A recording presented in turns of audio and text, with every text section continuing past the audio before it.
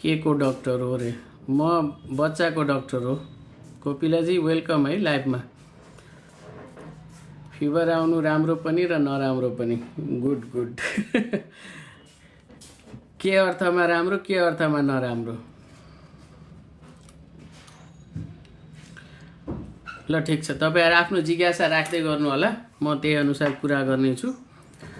अब चाहिँ म तपाईहरुलाई मैले जानेको बुझेको कुराहरु तपाईहरुले जान्दा अलिकति तपाईहरुलाई सहज हुने भोलिको दिनमा यहाँ भएको बालबालिकाहरुलाई केही राम्रो होला कि भनेर मैले केही राख्छु। ल पहिलो कुरा त ज्वरो आउनु भनेको के हो भन्ने बुझ्नु पर्यो। ज्वरो आउनु भनेको एकजना साथीले पनि भनिहाल्नुभयो, राम्रो पनि हो र नराम्रो पनि हो। राम्रो के अर्थमा हो भने यो यस्तो एउटा लक्षण हो कि हाम्रो शरीरमा आउने लक्षण हो, जुन लक्षणले चाहिँ के गर्छ भन्दाखेरि शरीरमा कुनै पनि समस्या देखियो भने ज्वरो आउने हो। भनेपछि यसले के बताउँछ त शरीरमा समस्या छ, कहीं न कहीं समस्या छ, त्यसर्थ बच्चालाई ज्वरो देखियो, त्यो अर्थमा राम्रो हो। अब ज्वरो आउनु नराम्रो किन हो भन्दाखेरि यसले इन्फेक्सन हैन लामो समय भइरह्यो हैन, कहिलेकाहीँ यो ज्वरो आइरह्यो भने बच्चालाई छारे पनि आउन सक्छ। सही समयमा उपचार गरेन भने यसले मेनिन्जाइटिसहरु जस्तो डरलाग्दो घातक त्यस्तो रोगहरु पनि ल्याउन सक्छ। हो, बच्चाको इम्युन सिस्टम, हाम्रो शरीरको इम्युन सिस्टम राम्रो छ भन्ने पनि यसले अंकित गर्छ। त्यही भएर त्यस्तोलाई ज्वरो आयो हैन, इम्युन सिस्टम राम्रो छैन, प्रतिरोधात्मक शक्ति राम्रो छैन भने ज्वरो नआउन पनि सक्छ। सही भन्नुभयो।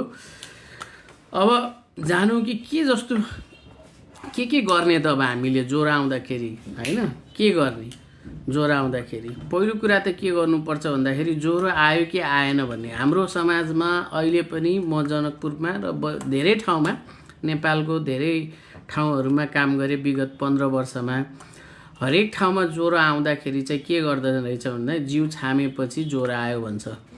कोही कोही आमाहरुले बच्चालाई दूध खुवाउँदै थिए अनि त्यसपछि मुख पोल्यो उसको, त्यही भएर ज्वरो आयो भन्छ हैन। यो आफ्नो ठाउँमा एक तरिकाले ठीक हो, हामीले छामेपछि ज्वरो जिउ तातो हुनु सही हो हैन। तर के गर्नुपर्छ भन्दाखेरि सँगसँगै नाप्नु पनि पर्छ। ज्वरो नापेपछि मात्र कति ज्वरो छ हैन, यसलाई उपचार चाहिन्छ कि चाहिँदैन भन्ने कुरा थाहा हुन्छ। अर्को कुरा के हुन्छ भन्दाखेरि 3 वर्ष भन्दा मुनिको बालबालिकालाई उसको टाउको छाम्यो भने जहिले पनि जिउ भन्दा तातो हुन्छ, किन भन्दाखेरि त्यसको विकास भइरहेको हुन्छ 3 वर्षसम्म।